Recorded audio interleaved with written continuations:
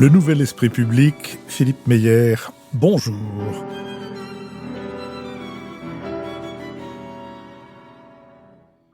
Bonjour, merci de nous avoir rejoints pour ce nouveau Nouvel Esprit Public au cours duquel nous allons tenter d'éclairer certains aspects de l'actualité. Nous le ferons avec Akram Belkaïd, journaliste au Monde diplomatique, Michel Elchaninov, rédacteur en chef de Philosophie Magazine, Nicole Niesotto, vice-présidente de l'Institut Jacques Delors, et Richard Verly, correspondant à Paris et dans bien d'autres endroits, du quotidien helvétique en ligne Blick.fr. On dit Blick.fr ou Blick? Blick.ch/fr. Blick.ch/fr, que les choses soient claires. Nous sommes partenaires de l'hebdomadaire Le 1 qui a pour titre cette semaine « Être mère aujourd'hui ». Il est ainsi chapeauté « Être mère est toujours une aventure unique ». Les progrès effectués en matière de diagnostic prénatal et d'obstétrique ne banalisent en rien cet événement. L'adoption, la PMA, les dons d'ovules ou d'ovocytes, la possibilité pour les couples homosexuels, femmes et hommes, d'avoir des enfants, toutes ces formes de maternité et de paternité interrogent l'intensité comme la nécessité vitale pour l'enfant des premiers liens qui sont aussi les premiers soins avec sa mère et plus largement avec ses parents. Nous mettrons en ligne mercredi la suite de notre conversation avec Brigitte Lefebvre, qui fut pendant 20 ans directrice de la danse à l'Opéra national du Paris, mais qui fut aussi dans les années 70 avec le Théâtre du Silence, une actrice, une pionnière de la désinstitutionnalisation et de la décentralisation de la danse. Enfin, n'oubliez pas que vos contributions sont la garantie de la continuation de ce podcast. Nous allons maintenant nous intéresser au premier des deux sujets que nous comptons aborder, celui du troisième mandat pour Erdogan. Le 28 mai, Recep Tayyip Erdogan, 69 ans, a été déclaré vainqueur du second tour de l'élection présidentielle turque, réunissant 52,16% des suffrages contre 47,84% pour son adversaire Kemal Kılıçdaroğlu. Pendant la campagne, la télévision publique a accordé 60 fois plus de temps d'antenne au président sortant qu'à son rival, a observé l'organisation Reporters sans frontières. Perçue comme faible, sans accès aux ressources, cette opposition, une alliance de 6 partis, n'est pas parvenue à convaincre l'électorat qu'elle pouvait mieux faire. De Joe Biden à Vladimir Poutine, en passant par Emmanuel Macron ou Volodymyr Zelensky, chefs d'État ou de gouvernement se sont succédés pour saluer la victoire du dirigeant turc au pouvoir depuis 20 ans. Le chef de file de l'opposition avait pourtant les discrètes faveurs des dirigeants occidentaux, dont les relations avec Erdogan se sont fortement détériorées au fil de ses mandats successifs, surtout depuis le coup d'État manqué de 2016. Ces félicitations ont été assorties d'une invitation à entrer dans une relation constructive avec l'Union européenne, du moins plus apaisée qu'elle ne l'a été au cours des 10 dernières années, avec un président turc exploitant chacune des failles du bloc, de la migration à la relation avec la Russie. Depuis un an, Ankara bloque l'entrée de la Suède dans l'Alliance Atlantique, prétendant que Stockholm héberge des terroristes kurdes sur son territoire. Cette question sera abordée notamment lors du sommet de l'OTAN les 11 et 12 juillet à Vilnius, en Lituanie. Au Moyen-Orient, ces derniers mois, Recep Tayyip Erdogan a tenté de se rapprocher de son voisin, le président syrien Bachar al-Assad. Malgré une médiation russe, ces tentatives n'ont pas abouti. Le président syrien a exigé, en préalable à toute rencontre, le retrait des forces turques stationnées dans le nord de la Syrie sous contrôle rebelle et la fin du soutien d'Ankara à ces groupes rebelles opposés à Damas. La Turquie accueille sur son sol 3 400 000 réfugiés syriens ayant fui la guerre. Le chiffre réel est sans doute supérieur. Il a fait l'objet d'une surenchère électoraliste de la part de l'opposition qui parle de 10 voire de 13 millions de migrants en Turquie. La campagne électorale a été marquée par une poussée de xénophobie. La réélection du président turc s'inscrit dans un contexte économique très dégradé. En 2 ans, la livre turque a perdu 80% de sa valeur et l'inflation s'établit à 105%. En plus de l'inflation, le tremblement de terre du 6 février qui a dévasté des zones entières du sud-est du pays, faisant au moins 50 000 morts, a laissé la Turquie exsangue. Le président Erdogan a promis de reconstruire au plus vite 650 000 logements dans les provinces affectées.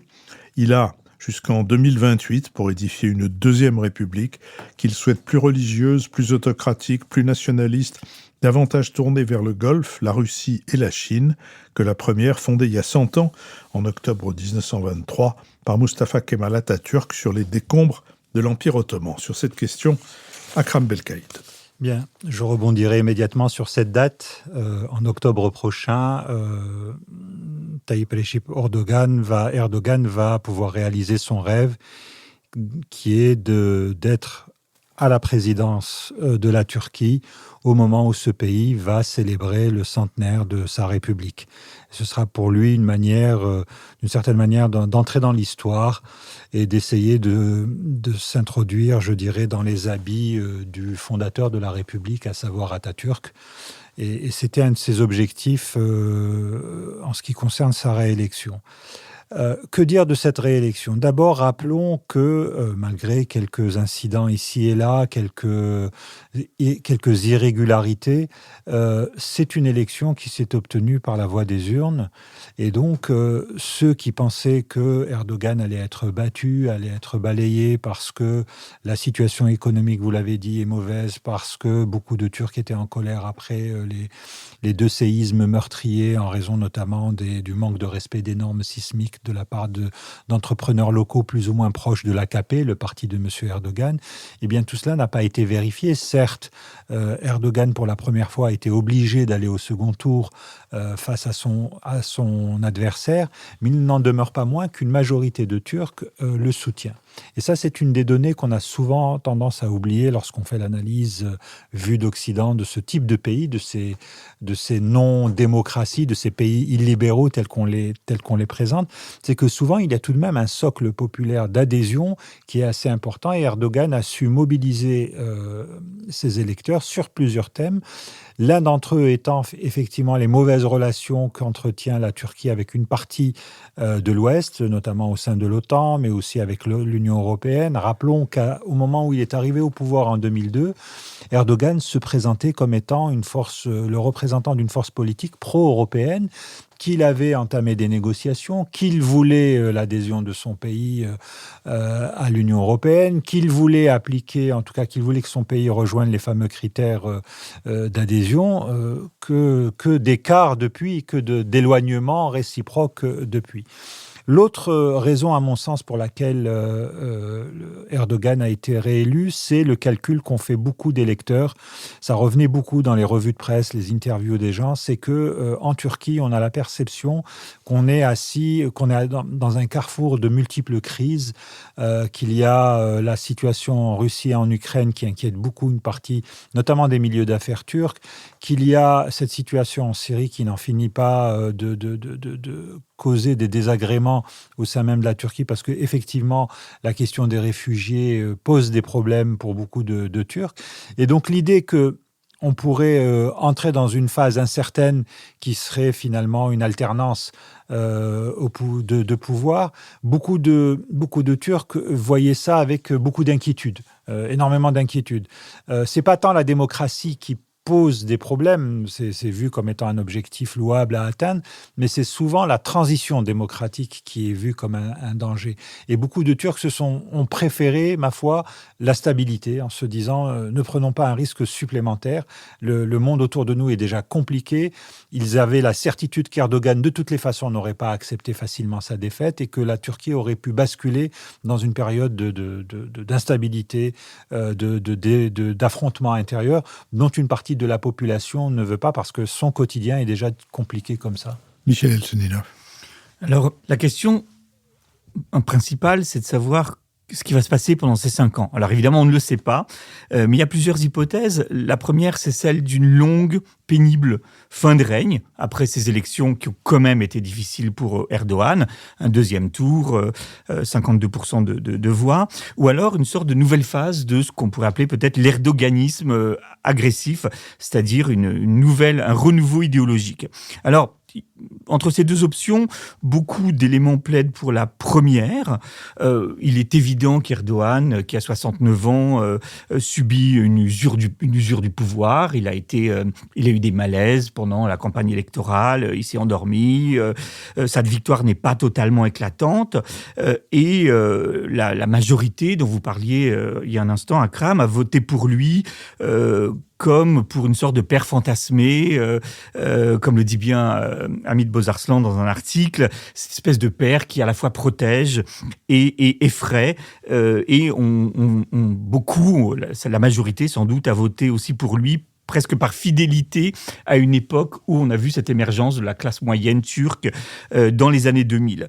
Parce que nous sommes, comme vous l'avez rappelé, en grave crise économique. Donc, quand même, c'est compliqué pour Erdogan parce que, certes, l'opposition n'a pas été cohérente, mais une grande partie du pays, notamment les jeunes, aurait voulu tourner la page. Donc ça va être difficile pour Erdogan, notamment et surtout, je pense, pour sauver le pays de cette crise économique majeure. Mais ça va être compliqué aussi de rester pour lui ce pivot eurasien entre l'OTAN à laquelle la Turquie appartient, l'Europe et de l'autre côté la Russie avec laquelle Erdogan a renoué en 2016, mais aussi la Chine. Donc c'est compliqué. Mais pour dire qu'il n'est pas sûr que ce soit seulement une longue fin de règne, mais cette victoire d'Erdogan prouve quand même que l'homme et le parti, évidemment, ont des ressources insoupçonnées. Et c'est vrai, comme vous l'avez rappelé tous les deux, que 2023, pour Erdogan, c'était une sorte de date sacrée. Et ce qui compte pour lui, c'est non seulement sa réélection, mais ce jour du 29 octobre 2023, où il fêtera comme président le centenaire de la fondation de la République turque. C'est une date qu'il prépare tout à fait officiellement depuis 2011 déjà. Il y a des affiches dans les rues turques depuis 2011 pour dire que ce sera l'acmé de cette nouvelle Turquie construite et voulue par Erdogan. Alors évidemment, les grands projets pharaoniques ne vont pas tous être réalisés. Évidemment, on est en grande crise économique, mais Erdogan va peut-être profiter de cette date, donc quand même très prochaine, pour proclamer cette deuxième république. Deuxième ou seconde république, s'il n'y en a pas de troisième, c'est-à-dire ce mélange de conservatisme musulman, de nationalisme, cette espèce d'islamo-kémalisme un peu étrange, puisque Erdogan s'est construit contre le kémalisme en luttant contre son républicanisme et la laïcité, mais en même temps, dans la promotion d'un parti-État, dans la forme, disons, Erdogan s'est moulé aussi dans le kémalisme. Donc il va proposer cette idéologie qui peut paraître incohérente, à la fois conservatrice islamique et en même temps kémaliste, avec, je dirais pour terminer, le risque quand même d'une dérive nationaliste. Parce que cette élection, et notamment les législatives, elles ont été gagnées avec le soutien des voix de plus en plus nombreuses des ultranationalistes d'extrême droite, notamment avec le Parti d'action nationaliste. Et donc, il y a quand même un risque que malgré ces difficultés qui vont accompagner ce troisième mandat, eh bien, Erdogan a la tentation de vouloir se relancer idéologiquement et de vouloir se lancer encore plus vers le nationalisme d'extrême droite, ce qui évidemment aura des conséquences graves pour les réfugiés syriens, mais aussi pour les minorités ethniques et religieuses de Turquie. Nicole Nisotto. Oui, je vais reprendre sur la question que va-t-il se passer ? Que peut-il se passer maintenant ? Je crois que si on tire une leçon pour la Turquie, il faut faire un double constat. La Turquie est divisée comme jamais entre les ruraux, les urbains. Il faut rappeler que Ankara et Istanbul n'ont pas voté Erdogan.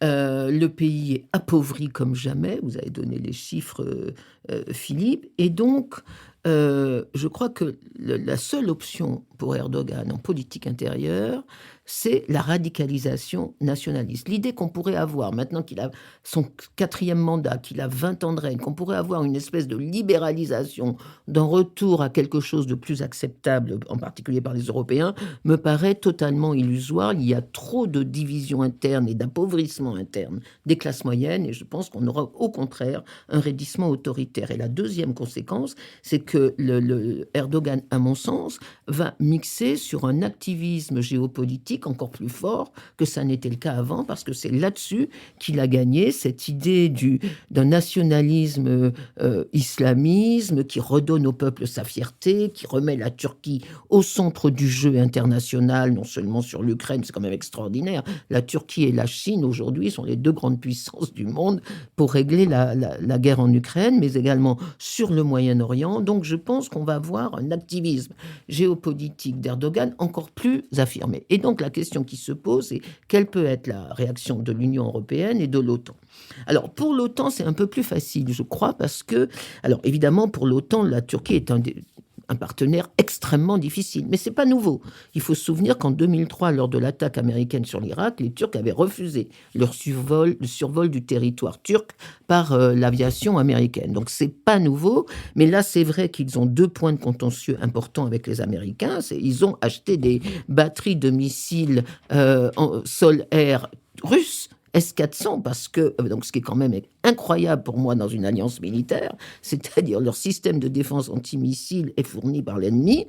Deuxièmement, vous l'avez dit, ils refusent l'adhésion pleine et entière de la Suède à l'OTAN, et donc ils peuvent compliquer le jeu. Sauf que les Américains ont 3 bases en Turquie, dont Izmir et Incirlik, et sur Incirlik, il y a les dépôts nucléaires américains. Et il y a 5000 soldats américains qui sont là parce que c'est la base qui permet à la fois d'aller au Moyen-Orient si besoin est, mais aussi de mettre en jeu, si besoin est, la dissuasion élargie américaine. Et donc les Américains ont véritablement, je crois, de quoi peser sur la politique étrangère turque, et ils sont bien contents que les Turcs puissent peut-être aider à une médiation en Ukraine. En revanche, pour l'Union européenne, la situation est plus compliquée. Je crois que l'Union européenne est totalement tétanisée, anéantie, paralysée par la Turquie. Elle ne sait pas quoi faire, elle ne sait pas ce qu'elle veut faire. Contrairement à ce qu'on dit, en fait, on est bien content que Erdogan ait gagné les élections, parce que si c'était l'opposition qui avait gagné, il aurait peut-être fallu reprendre au sérieux la négociation d'adhésion entre l'Union européenne et la Turquie, ce que maintenant personne ne veut, parce que c'est gelé. Ça a ouvert en 2005, ça doit être gelé depuis 5 ans, je pense. Il y a un seul chapitre ouvert, et pour la Grèce, pour Chypre, en fait, tout ça, c'est un micmac abominable. Donc finalement, c'est plutôt rassurant que Erdogan ait gagné les élections. Ça fait un problème de moins à régler, mais on a 2 autres soucis qui donnent à la Turquie une carte contre l'Union européenne, alors que l'Union européenne n'en a pas, par la différence vis-à-vis de l'OTAN. C'est l'affaire des réfugiés syriens et le traité de 2016 qu'on a signé avec la Turquie et qui dit qu'il garde les réfugiés syriens. Moi, j'en suis à 4 millions, mais le chiffre est à peu près ce que vous avez dit. En échange, pour l'instant, on leur a donné 6 milliards, mais bon, c'est sans doute beaucoup plus, en échange de construction de camps pour qu'ils les gardent. Et à chaque fois qu'il y a un problème avec l'Union européenne, évidemment, Erdogan menace d'ouvrir la frontière pour laisser passer les réfugiés syriens. Et les Allemands, qui ont déjà aussi une forte proportion de travailleurs turcs chez eux, sont très inquiets. Et donc, l'Union européenne est totalement, je dirais, presque à la merci de la Turquie.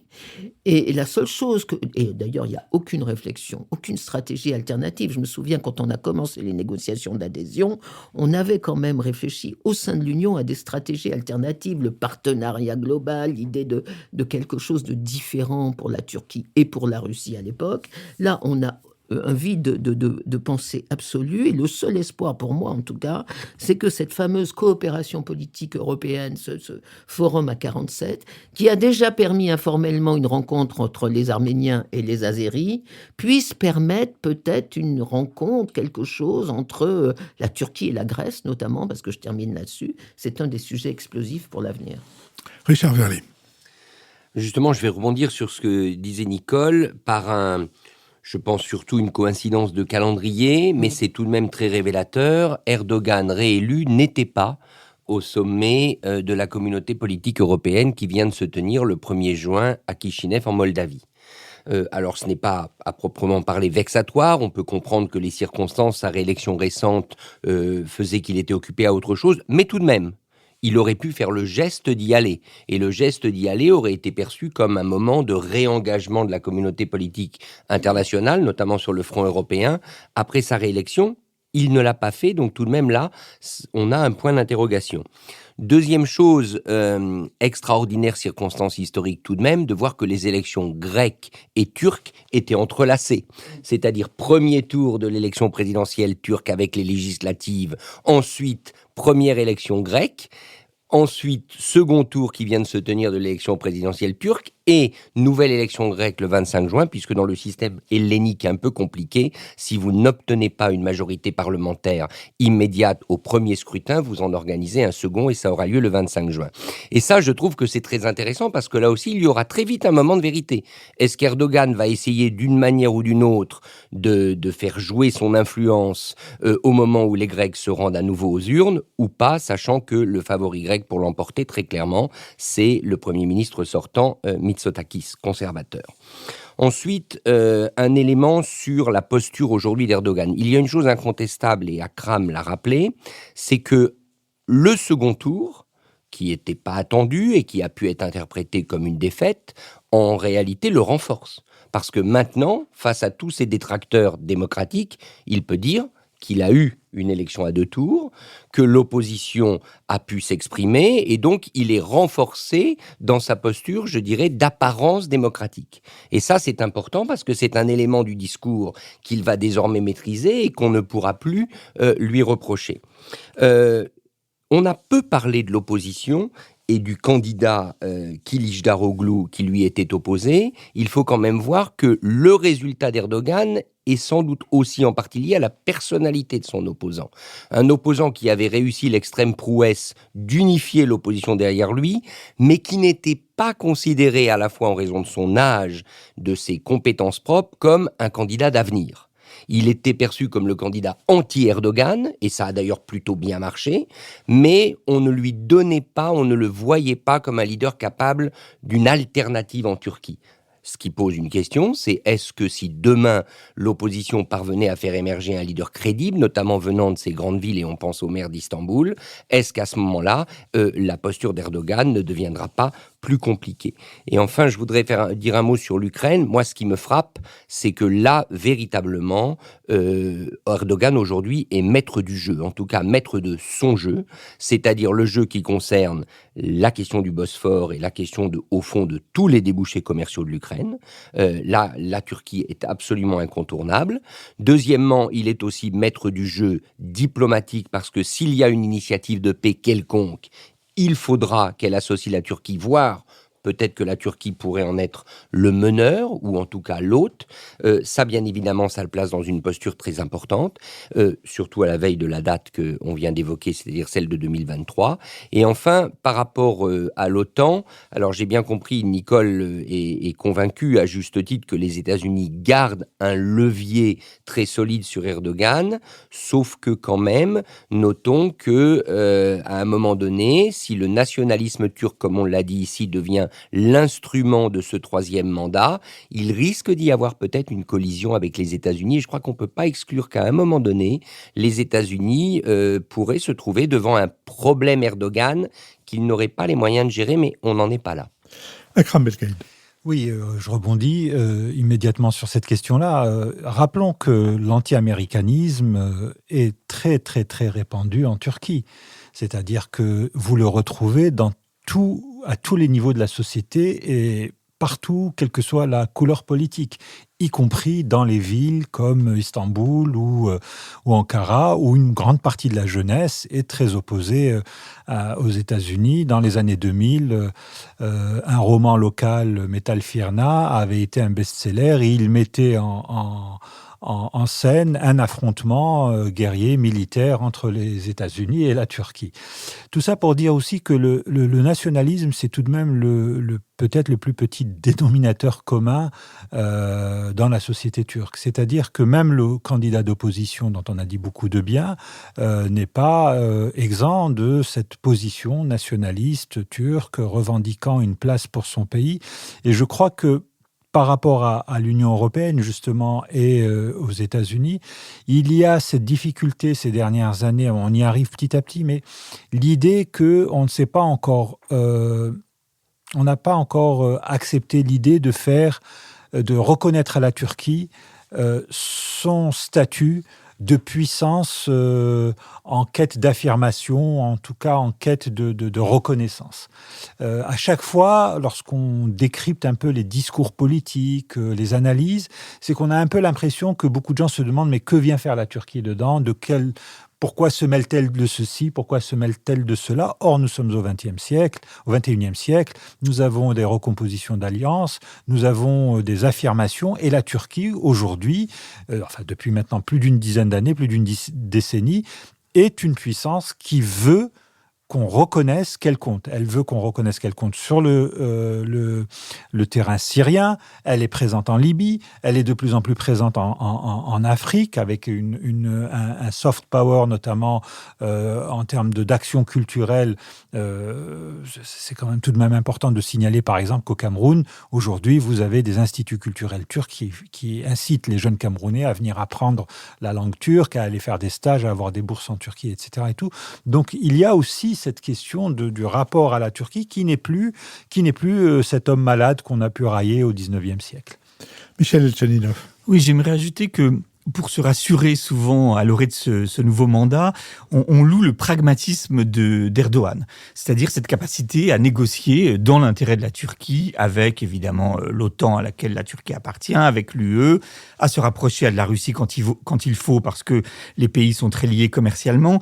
Et donc, pour nous rassurer, on parle du pragmatisme. Alors, je sais que comparaison n'est pas raison, mais cette nouvelle élection me rappelle ce qui s'est passé un peu en Russie en 2018, quand Vladimir Poutine a été élu pour son 4e mandat, lui. Vladimir Poutine a à peu près le même âge qu'Erdogan, il a juste un an et demi de plus, mais c'était une élection comme ça qui était un peu morne, un peu triste. On était loin du nationalisme exacerbé de 2014, de l'annexion de la Crimée, et puis Vladimir Poutine s'était fait réélire sur l'idée d'une Russie pour les gens, pour le peuple, avec un programme social très développé. Et donc, la question que se posaient les spécialistes à partir de 2018, mais comment Poutine peut-il se relancer, finalement? Parce que Poutine fait partie de ces dirigeants comme Erdogan qui veulent écrire une page de l'histoire de leur pays. Et on s'est demandé ça pendant 3-4 ans, et puis on a vu la guerre, l'invasion de l'Ukraine début 2022.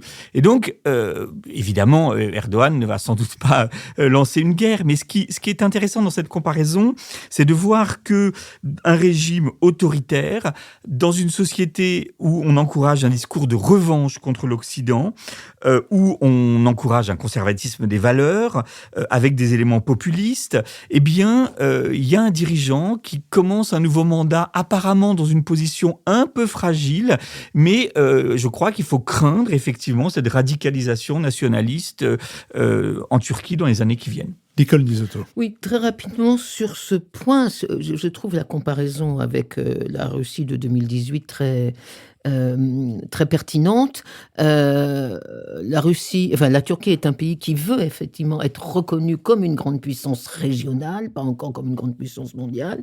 C'est exactement ce que voulait Poutine en 2017-18, et d'ailleurs ce qu'il a fait. Il a commencé à envoyer une aviation hyper moderne en Irak, puis en Syrie, et là les Occidentaux se dit tiens, la Russie est en train de se réveiller comme grande puissance du Moyen-Orient. Et donc, je pense qu'il ne faut pas exclure la possibilité d'Erdogan de partir en guerre, de recommencer une guerre, peut-être en Irak contre les Kurdes, peut-être en Syrie contre les Kurdes, contre les intérêts américains, puisque les Kurdes sont nos alliés quand même dans cette affaire, et surtout vis-à-vis de la Grèce. Moi, je pense que les relations gréco-turques ne sont pas appelées à s'améliorer dans les mois qui viennent. Je rappelle qu'en 2020, il y a eu un très grave incident gréco-turc sur une marine, que seule la France, au sein de l'Union européenne, a pris position en faveur de la Grèce. Tous les autres Européens étaient prêts à accepter le fait accompli turc. Deuxième point pour finir, je trouve que la Turquie, c'est un peu dans l'Occident notre global sud à nous. C'est-à-dire un pays qui est à la fois allié, mais indépendant.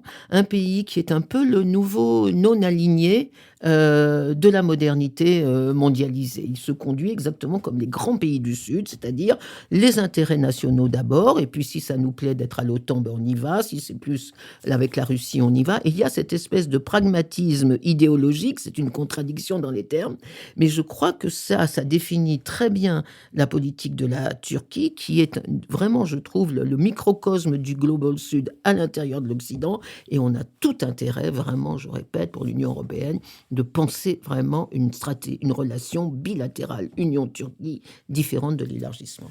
Je vous remercie. Passons à notre deuxième sujet. Dans Dans le Canard enchaîné de cette semaine, un dessin représente un poissonnier devant son étal qui dit à une de ses clientes « Ah madame, non, il n'y a plus de sacs en plastique, les poissons les ont tous mangés ». C'est le sujet que nous allons aborder maintenant à l'occasion de la conférence organisée par l'ONU sur la pollution par le plastique. 7 ans après la COP21, un millier de délégués de 175 pays et plus de 1500 scientifiques et représentants de la société civile et de l'industrie se sont réunis du 29 mai au 2 juin à l'UNESCO à Paris, avec pour mission de mettre fin à la pollution plastique à travers l'élaboration d'un traité international juridiquement contraignant d'ici à 2024. En 2019, le monde a produit 460 millions de tonnes de matière plastique, le double de sa production de 2000. Ce chiffre pourrait tripler d'ici à 2060 en l'absence de nouvelles politiques selon l'Organisation de coopération et de développement économique. Si les pays participant aux discussions à Paris s'accordent sur la nécessité d'une réponse globale, ils sont divisés sur les mesures à entreprendre. Une coalition pour la haute ambition, portée par le Rwanda et la Norvège, est composée d'une 50aine de pays, dont ceux de l'Union européenne, mais aussi le Canada ou le Japon. Cette coalition demande une réduction de la production globale du plastique. D'autres pays, comme l'Arabie saoudite ou les États-Unis, entendent défendre leur secteur pétrochimique et mettent donc l'accent sur la collecte des déchets et le recyclage. Dans un rapport publié le 16 mai en amont de la conférence de Paris, le Programme des Nations Unies pour l'environnement estime que la principale solution consiste à appliquer la règle des 4 R, réduire, réutiliser, réparer et recycler dans cet ordre. Ainsi, la pollution plastique pourrait être réduite de 80% à l'horizon 2040.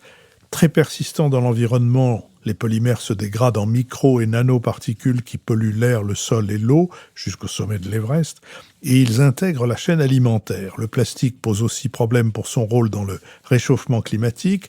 Il représentait 1,8 milliard de tonnes de gaz à effet de serre en 2019, 3,4% des émissions mondiales. Et l'idée consiste à passer d'une économie et d'un mode de production linéaire, extraire, transformer, jeter, à une économie circulaire où rien ne se perd ou presque. In fine, la transition vers une économie circulaire pourrait permettre au monde d'économiser 1,27 trillion de dollars, estime le Programme des Nations Unies pour l'environnement, et 3,25 trillions de dollars supplémentaires pourraient être économisés grâce à l'élimination d'externalités négatives dues à la pollution plastique, telles que les coûts liés aux problèmes de santé, de climat, de pollution de l'air, de dégradation des écosystèmes marins, etc. Enfin, cette transition pourrait permettre de créer 700 000 emplois dans le monde, principalement dans les pays en voie de développement. Sur cette question, Richard Verly. Quand je me suis plongé dans la documentation sur ce sujet des plastiques, pour lequel je n'avais aucune connaissance antérieure, ce qui me frappe, c'est qu'on est vraiment dans l'apocalypse.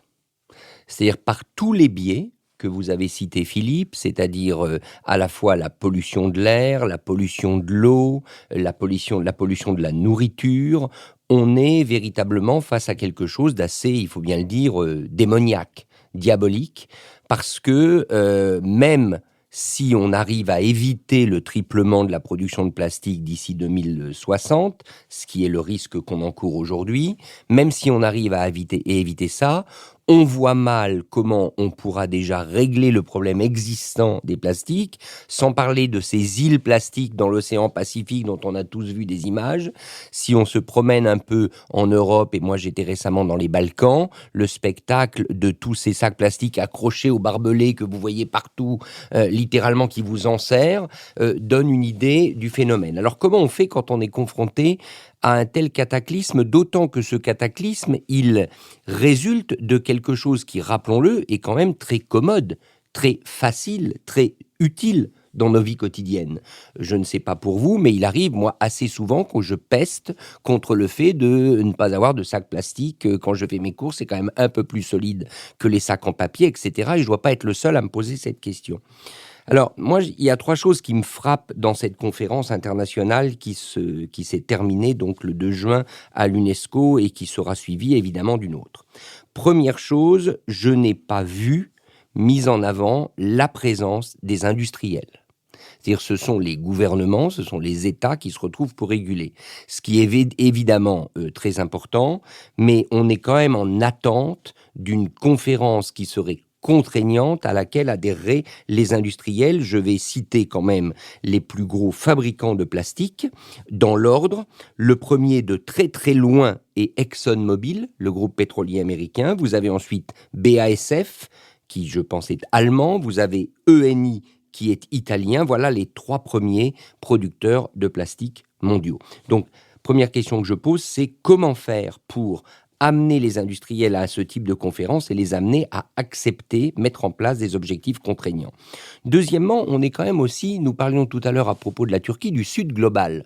On est quand même dans un débat Nord-Sud en matière de plastique.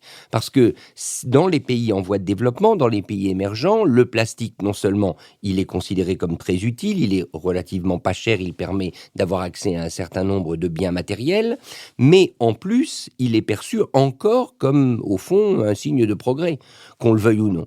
Donc, il n'a pas du tout cette tonalité dévastatrice que nous avons dans les pays du Nord. Donc, comment on fait pour franchir ce deuxième fossé qui est encore un fossé assez culturel?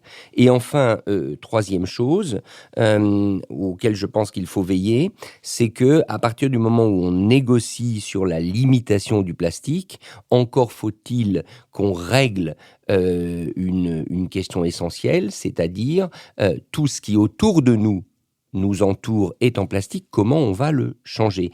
Et derrière, vous avez une question de prix.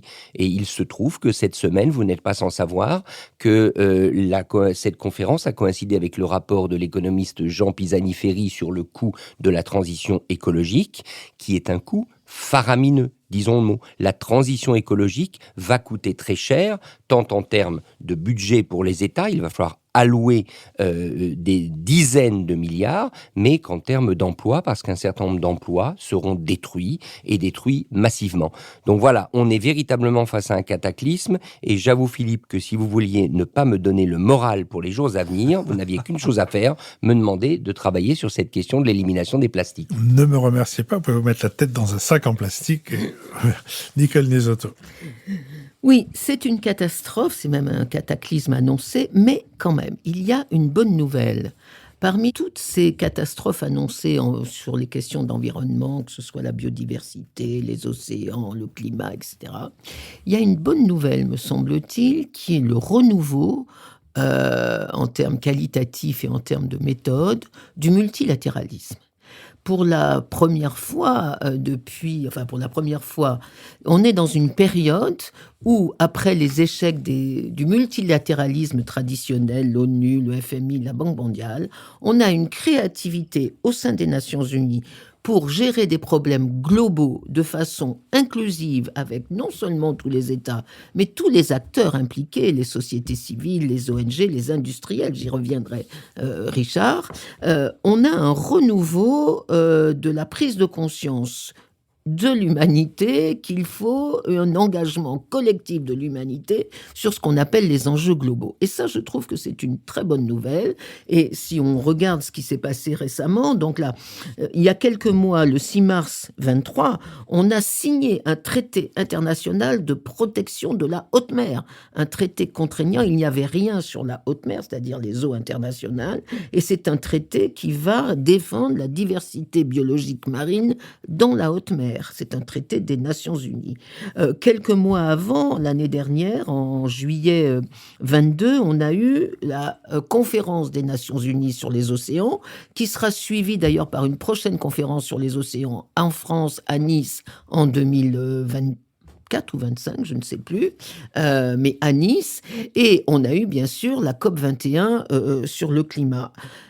Qu'est-ce que ça veut dire? Ça veut dire que face à ces défis globaux, les États sont conscients qu'ils ne peuvent pas faire tout seuls. Et donc, il y a effectivement entre 147 et 167 États qui participent à ces grandes conférences, mais il y a aussi les acteurs privés et notamment les industriels. Alors, évidemment, les industriels ne sont pas à la table des négociations, mais ils sont derrière. Ils sont derrière comme une force négative, comme une force qui empêche effectivement d'aller trop loin, parce que leurs intérêts économiques sont énormes. Je rappelle que dans la COP 21, personne ne l'a dit, mais la COP 21 a pris des mesures pour réduire les émissions de gaz à effet de serre, mais que l'ensemble des armateurs de la Terre entière se sont unis pour que rien ne soit, pour que les océans ne soient pas concernés par la réduction, notamment du méthane et des gaz à effet de serre. Donc, il y a une très forte pression des industriels dont on peut s'inquiéter, mais en même temps, c'est bien qu'ils soient partie prenante. Je pense que ces nouveaux accords ne peuvent pas avoir lieu si on ne met pas ensemble les industries, les ONG, les sociétés civiles, etc., etc. Donc ça, c'est le premier point, c'est une bonne nouvelle. Et sur la méthode, comment fonctionne cette conférence sur les plastiques ? Il y a eu une conférence l'année dernière en Uruguay, dans lequel tous les participants, y compris les industriels et les ONG, ont donné leurs idées. Comment faire pour réduire le plastique ? Ceci a donné lieu à un document du secrétariat général de la conférence de 37 pages, dans lequel ils ont simplement listé les idées qui avaient été émises lors de la première conférence. Dans cette deuxième conférence, donc, on va présenter cette liste et on va voir sur quel point pourrait se profiler un consensus. Et le point, d'après ce que je comprends, sur lequel le consensus serait plus facile, c'est le point d'ailleurs sur lequel l'Union européenne avait été leader en 2021, c'est l'interdiction des plastiques à usage unique. C'est-à-dire ceux qu'on ne peut pas réutiliser, qu'on ne peut pas recycler, qu'on ne peut pas réparer, et pour lequel il n'y a pas d'alternative. Et là, apparemment, il y aurait... Et donc, si cette méthode avance, dans la prochaine conférence sur les plastiques, il pourrait y avoir un traité contraignant, ne serait-ce que si c'est sur un point, sur l'interdiction des plastiques uniques. Et je trouve que sur le plan de la méthode, sur le plan des progrès pour la transition environnementale, personne n'a inventé cette méthode, mais je trouve que collectivement, eh bien, c'est un progrès absolument considérable. Akram Belkaïd. Oui, on dit souvent que nous vivons l'âge du pétrole. En fait, nous vivons aussi l'âge du plastique, et c'est la même chose, puisque sans pétrole, pas de plastique.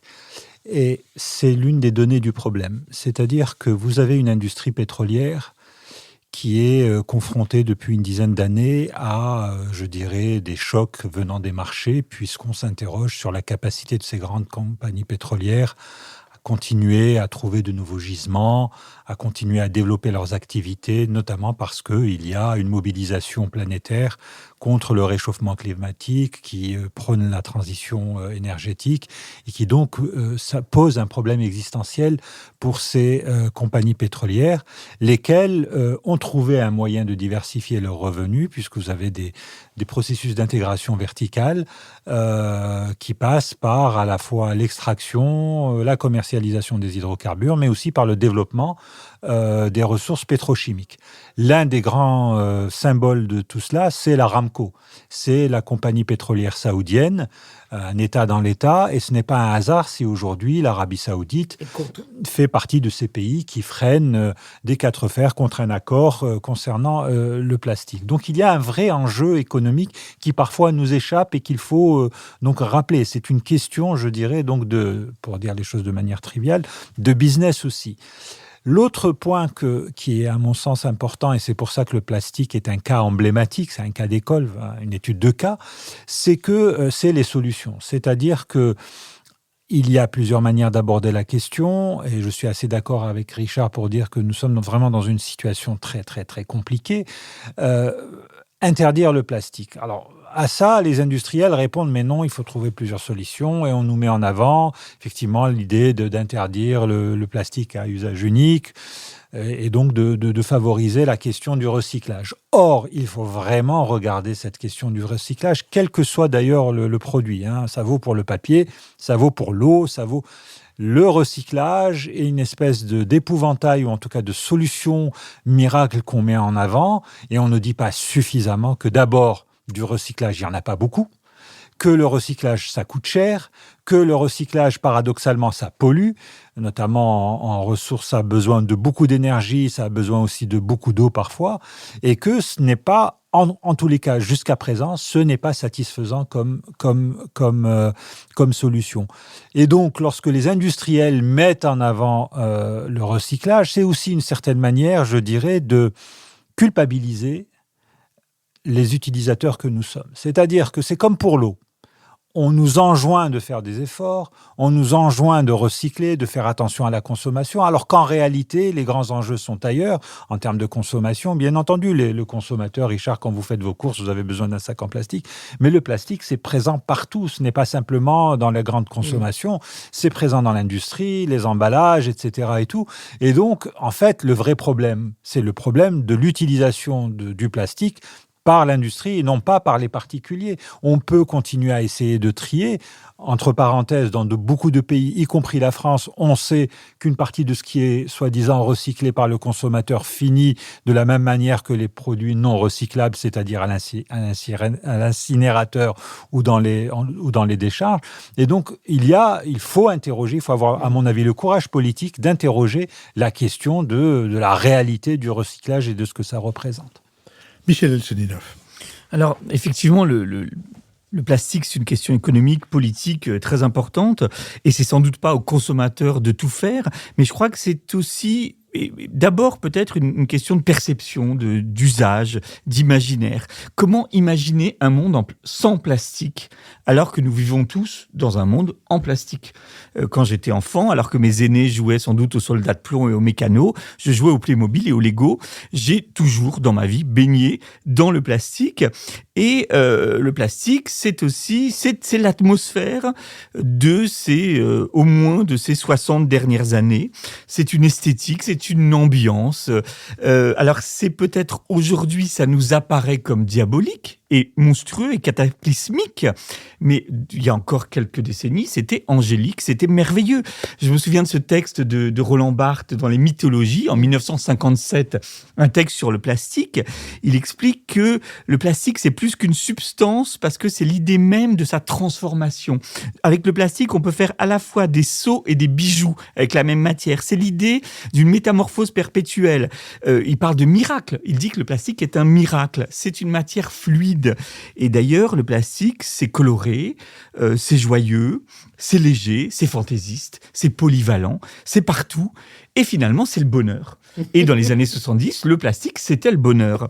Et aujourd'hui, on doit lire ces rapports et on doit comprendre que ce bonheur, cette légèreté des années 70 crée une situation absolument monstrueuse.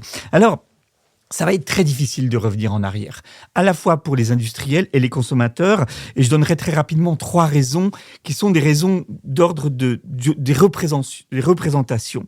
D'abord parce que revenir en arrière, c'est l'impression d'aller contre le progrès. C'est-à-dire que c'est l'idée qu'on n'est plus dans une économie linéaire, mais effectivement, on revient au cycle. Tout l'Occident a vécu dans cette idée d'une ligne, d'une flèche du temps. On va progresser. Et aujourd'hui, on nous explique qu'il va falloir revenir au cycle. Ce à quoi on n'est pas forcément habitué, la consigne, le compost. Et cette impression de revenir en arrière, même si elle enthousiasme certaines personnes, et notamment dans la jeunesse, bien heureusement, c'est pas évident pour tout le monde. Deuxième difficulté, dans l'usine nouvelle, je lisais que la fabrication du plastique correspondait à ce qu'on appelle une mentalité vierge. Et c'est un terme très intéressant parce que la mentalité vierge, c'est quand on crée du nouveau, quand on crée du neuf. Et on va nous demander, à nous consommateurs, de passer à une mentalité du déchet, c'est-à-dire à ce problème du recyclage, qui pose d'autres questions économiques que Akram vient d'aborder. Mais il va falloir utiliser du déchet. C'est-à-dire accepter que les articles que nous achetons soient moins rutilants, moins beaux, moins neufs, moins vierges. Il va falloir nous habituer en tant que consommateurs à changer notre esthétique. C'est pas évident, ça va pas se faire en un jour, et nous ne sommes pas au bout de nos forces. Et enfin, dernier obstacle à notre sortie du monde plastique, c'est qu'on va devoir passer en effet du jetable au réutilisable. Depuis des décennies, le mot d'ordre peut-être idéologique de l'époque, c'est s'alléger. Il faut s'alléger. Il faut... voilà. Et on va être contraint à nous alourdir. il va falloir se balader avec notre gourde, nos assiettes, nos couverts, des lunettes en métal. Les voitures seront plus lourdes parce que le plastique, ça allège les voitures, ça allège les vélos aussi. Donc, tout va devenir plus lourd. Bref, je dirais que si on veut sortir du plastique, il va falloir quand même changer nos représentations et que une vie plus lourde, une vie sans progrès, une vie faite de récupération, c'est ce qui nous attend. Ça correspond à l'ère du temps et c'est pas forcément désespérant, mais ça se fera, à mon avis, au prix d'un véritable changement de mentalité. Et oui, souvenons-nous qu'une chanson disait « Le plastique, c'est fantastique ». Un chanteur avait choisi comme pseudonyme Plastique Bertrand. Oui. C'est pas demain que ça va reprendre. Plastique Nicole, c'est à vous. Non, juste pour continuer sur ce que vient de dire Michel et que je trouve très judicieux, sur le difficile retour en arrière, le problème c'est que la question se pose pas seulement sur le plastique, elle se pose sur les voitures à essence, elle se pose sur ce qu'on a appelé l'ensemble de la société de consommation, sur le papier, sur l'eau, et donc il y a la question qui se pose, c'est pas simplement celle d'une révolution des mentalités, mais c'est de la conjonction de toutes ces révolutions. Comment peut-on attendre d'une société développée, une société européenne ou occidentale, je ne parle même pas des pays en voie de développement, comment peut-on attendre d'une société développée qu'elle fasse en 10 ans, puisque les échéances que l'on donne en général c'est 2030, 2035, en 10 ans, une série de révolutions comportementales, idéologiques, philosophiques. Moi, je ne vois aucune autre solution que soit l'échec d'un côté, c'est-à-dire on n'y arrivera pas, soit les révolutions autoritaires, c'est-à-dire une politique environnementale autoritaire, parce que ce serait peut-être la seule façon d'obliger les citoyens à adapter ces nouveaux comportements. C'est le cas du Rwanda. Le Rwanda, qui fait partie des chefs de file pour l'interdiction et tout, au Rwanda, vous avez l'interdiction faite par les autorités d'utiliser le plastique. Et vous, sinon, moyennant quoi, vous avez des amendes. Et donc Kigali est une ville qui peut s'enorgueillir de ne pas avoir de plastique, mais c'est tout de même au prix, je dirais, on connaît la nature du régime rwandais, et c'est un exemple, à mon avis, d'imposition par le haut, quand effectivement d'autres pays du Sud sont submergés par le plastique, je pense notamment aux pays du Maghreb. Richard Verly. Oui, je voudrais revenir à ce que disait Nicole, qui se réjouissait à juste titre que cette conférence, donc qui vient de se terminer à Paris, représente un renouveau, ou en tout cas la preuve que le multilatéralisme fonctionne encore, alors que dans bien d'autres domaines, il est en difficulté, voire il est complètement naufragé. Mais encore une fois, moi je ne suis pas convaincu que ces traités, et s'il y a demain un traité sur le plastique, change véritablement la donne. Il faudra sans doute qu'il y ait un traité à un moment donné, mais je suis beaucoup plus tenté par ce qu'on va appeler, si vous me le permettez, l'approche Elchaninov, c'est-à-dire refaire de l'abandon du plastique quelque chose de beau, d'agréable et d'utile. Voilà. C'est-à-dire que je pense qu'au fond, Michel a quelque part apporté la réponse. Si ce qu'on nous propose à la place du plastique n'est que rugueux, lourd, difficile et moche, je doute qu'on y parvienne. Donc, il faut absolument que tout le soft power mondial de design, de créativité, arrive à faire d'autres matériaux. Je pense en Asie au bambou, par exemple. Ça se fait déjà.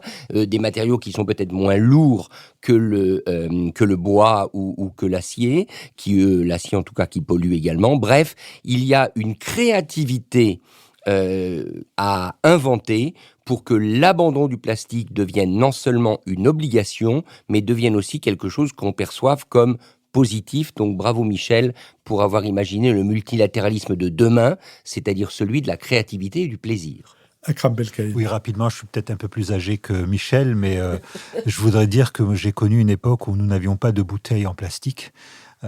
Et que le verre convenait parfaitement et que parfaitement, on peut très bien revenir à cette époque. Et d'ailleurs, on en parlait avant l'émission, ça permettait de faire de petits bénéfices puisque la consigne était payante et que ça permettait d'avoir un peu d'argent de poche quand vous rameniez la bouteille de soda aux commerçants.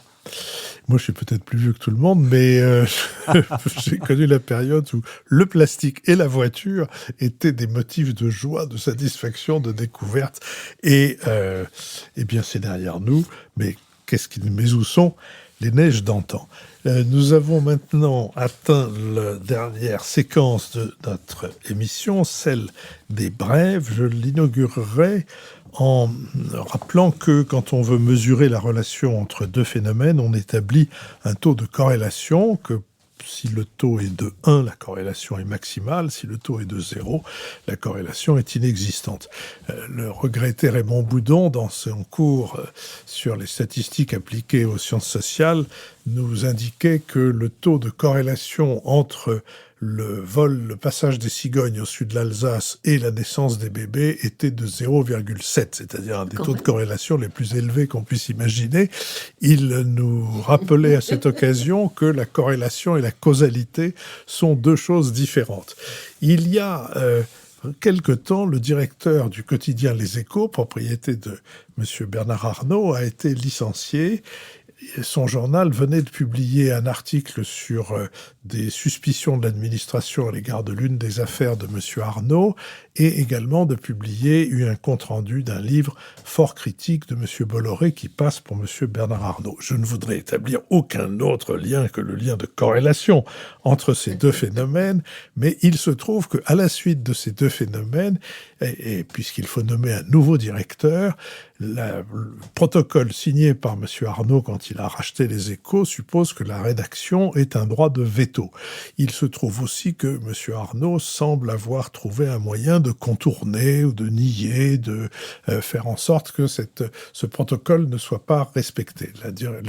La rédaction du journal Les Échos, qui composé entièrement de gauchistes qui écrivent avec un couteau entre les dents, s'est mise en grève pendant 24 heures. Ceci pose plusieurs problèmes, dont l'un qui est évidemment celui qui en France est plus aigu que dans la plupart des pays européens, c'est-à-dire celui de la propriété de la presse et celui de la garantie qui fait qu'une rédaction peut être indépendante. Indépendante ne veut pas dire irresponsable. Toutes les rédactions ont à répondre de ce qu'elles écrivent, y compris des sottises qu'elles écrivent, y compris des fausses et des informations inexactes qu'elles publient, mais elles doivent être indépendantes. Il y a fortement à faire pour réfléchir à la manière de garantir d'une part le respect par les propriétaires de journaux des engagements qu'ils ont pris et d'autre part le moyen de garantir l'indépendance des rédactions. Richard Verly. Nous parlions tout à l'heure de la Turquie, et c'est un auteur d'origine turque dont je voudrais vous parler, turco-suisse en l'occurrence, Metin Arditi. Metin Arditi est un romancier que peut-être nos auditeurs connaissent, qui est assez prolifique. Il écrit maintenant presque un roman par an. Son dernier roman portait sur l'Italie et la période des Brigades Rouges. Et là, il s'est lancé avec son dernier livre dans un pari assez insensé. C'est raconter à son tour, ça a déjà été fait, la vie de Jésus, et ce livre s'appelle Le bâtard de Nazareth. Alors je dois dire que j'étais très suspicieux et étonné, d'abord parce que tout simplement le livre est relativement maigre, et je me disais comment raconter la vie de Jésus en si peu de pages, et comment en faire un roman. Eh bien, moi ce que j'ai trouvé formidable quand même dans cette approche de Metin Arditi, c'est qu'il nous plonge dans la réalité du juif Jésus. Et donc Jésus il retrace au fond la fresque de l'époque telle qu'il l'invente, parce qu'une grande partie est fictionnelle évidemment, mais basée sur des faits que lui ont rapporté des historiens qu'il a consultés. Je trouve que c'est tout à fait intéressant de replonger dans ce contexte. Il y a au cœur de ce livre, symbolisé dans le titre, une énigme que je ne vous donnerai pas, il faudra lire le livre pour ça. Mais bref, Le bâtard de Nazareth est une, je trouve, heureuse plongée dans une époque, dans un moment qui a façonné notre histoire jusqu'à aujourd'hui. Et c'est publié, excusez-moi, aux éditions Grasset. Oui, la Turquie est assez présente dans nos choix aussi. Je voudrais recommander un film qui est encore à l'affiche, qui s'appelle La Dernière Reine. C'est un film algérien qui a pour particularité, je crois que c'est la première fois que c'est fait de cette manière, de traiter d'une période historique qui n'a rien à voir avec la période coloniale et qui n'a rien à voir avec ce qui s'est passé après l'indépendance. C'est un film dont l'intrigue se déroule à Alger en 1516, c'est-à-dire c'est le moment où la monarchie, où la République monarchique d'Alger est sous la menace des Espagnols et où cette République fait appel justement au corsaire turc, le fameux Barberousse, héros national ottoman jusqu'à présent, turc aujourd'hui. Beaucoup de bateaux de la marine turque portent son nom. Et donc, ça explique comment, ma foi, comment les Ottomans se sont installés de manière plus ou moins directe à Alger et comment cette installation a été combattue par une reine, la reine Zafira, qui a essayé de garder l'autonomie de la République, de la monarchie d'Alger. Alors, c'est un film intéressant parce que, à la fois, comme je l'ai dit, il traite d'une période qui a été très peu abordée par le cinéma algérien, mais c'est aussi, ça a déclenché beaucoup de débats dans la manière où, jusqu'à présent, dans l'historiographie, dans l'histoire officielle de l'Algérie, les Ottomans sont des sauveurs. C'est-à-dire qu'ils viennent à la rescousse d'Alger et ils la défendent contre les Espagnols. Or, le film, lui, adopte un autre point de vue. Certes, ce sont des sauveurs, mais ce sont aussi des régicides parce qu'ils se dépêchent de prendre la place du roi en place et ils créent une dynastie, dont un des représentants sera par ailleurs le geôlier de plusieurs ressortissants espagnols, dont Cervantes. Je rappelle que Cervantes a été prisonnier à Alger pendant 5 ans, à la fin du XVIe siècle. Et donc voilà, c'est un film qui pose la question de comment les Algériens doivent considérer la présence ottomane qui a précédé la présence coloniale. Et ça n'a pas manqué de provoquer de vifs débats en Algérie. C'est un film d'action, mais c'est à voir. Nicole Lisoto. Moi, j'ai une brève nostalgique à vous proposer. J'ai toujours été très admiratrice d'un écrivain suédois, auteur de romans dits policiers, qui s'appelle donc Henning Mankell, et qui a inventé ce personnage de commissaire Kurt Wallander, qui est un homme à la fois divorcé, solitaire, taiseux, déprimé, désespéré, pas tellement alcoolique, mais un peu à la suédoise, et qui passe sa vie à traquer ce qu'il appelle la faille de la société suédoise, c'est-à-dire l'irruption de la violence brute absolument incompréhensible. Et je suis tombée par hasard dans une petite librairie de province sur un ouvrage qui m'avait échappé, qui est un recueil de 5 nouvelles, qui s'appelle La Faille. Le recueil est intitulé La Faille, aux éditions de Poche, dans lequel on voit Kurt Wallander, jeune inspecteur, qui est toujours d'ailleurs aussi solitaire, déprimé, désabusé et inquiet, et qui sont des petites pépites. Ce sont des nouvelles de 50, 60 pages.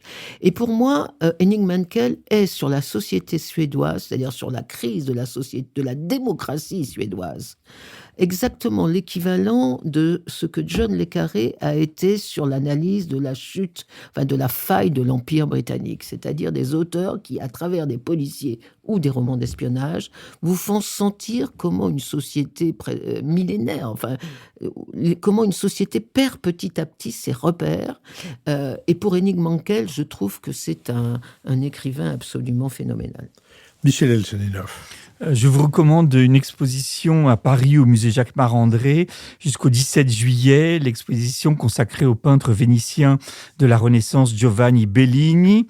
Alors, c'est un peintre qui est peut-être moins flamboyant que Carpaccio, moins violent que Tintoret, moins philosophe que Giorgione. Il peint surtout des madones avec leurs enfants dans des très beaux paysages, mais il exprime une humanité, une douceur absolument bouleversante. C'est l'un des premiers grands chefs de file de l'école du colorito, vénitien, sensuel, face aux expérimentations géométriques et mathématiques des Florentins. Donc, c'est un mélange de vie et de sérénité, un peu comme l'eau de la lagune que l'on retrouve dans cette exposition. Alors, il y a beaucoup de manières de la visiter. On peut le faire comme le souhaitent les commissaires de l'exposition. On peut essayer de voir quels liens unissent Bellini aux peintres contemporains, à Andrea Mantegna ou à Dürer. Mais chacun peut se faire son petit scénario personnel. J'ai fait le mien à travers ses mères et ses enfants. J'ai vu d'abord la tendresse réciproque de ces jeunes femmes avec leurs enfants. Il y a un tableau où Jésus se fourre béatement la main dans la bouche, un autre où sa mère lui pince le pied. Et puis tout d'un coup, dans le tableau d'à côté, on voit le regard de la mère extrêmement triste. Elle ne regarde pas son enfant, elle regarde ailleurs. Et là, en regardant le tableau, on comprend parce qu'elle sait que son fils va mourir, et mourir avant elle, ce qui la désespère. Et donc, on peut continuer comme ça. Dans la salle suivante, on voit le Christ sur la croix, le corps est totalement livide, le visage est décomposé, penché sur son épaule. Et puis, encore un peu plus loin, là, on voit soudain le Christ mort. Et là, le torse, c'est un torse de jeune homme, il est glabre, il est rose. Le visage ne souffre plus, le Christ semble dormir, il est apaisé. Il y a juste 2 petits anges, l'un lui parle à l'oreille comme pour le réveiller, l'autre sanglote lui aussi, sanglote en tout cas. Et donc, j'ai vu dans cette exposition la douceur, l'humanité, l'amour maternel, la peur, la souffrance, la mort, l'apaisement. Voilà, donc c'est mon itinéraire imaginaire à moi dans cette merveilleuse exposition, mais je sais que chaque visiteur fera le sien. Je vous engage d'aller la visiter. Et rappelons que Bellini est aussi le nom qui a été donné en hommage à Bellini, à une excellente boisson composée de jus de pêche et de Prosecco. Hemingway. Pas seulement Hemingway, toutes les personnes et tous ceux qui ont eu la chance d'aller assister à Festival de Venise, par exemple, en ont fait de considérables consommations avec la modération qui s'accompagne de la considérable consommation. Après vous avoir rappelé que vos contributions nous sont nécessaires, je voudrais remercier Sophie Jacquin avec qui cette émission a été préparée, Benoît Carré qui en assure le compendium, le compte-rendu analytique, Nicolas Tourneau qui veille au site et aux différentes complications qui s'y attachent, Olivier Magloire qui veille aux contributions et également aux diverses complications qui s'y attachent en période de déclaration d'impôt, à Mathéo Gillet qui a enregistré pour le studio L'Arrière-Boutique cette émission, ainsi que à Nouvelles Écoutes et à Julien Neuville qui la produisent. Je vous donne rendez-vous mercredi pour la 2e conversation avec Brigitte Lefebvre, ancienne directrice de la danse à l'Opéra National de Paris, et dimanche prochain pour un nouvel Esprit Public.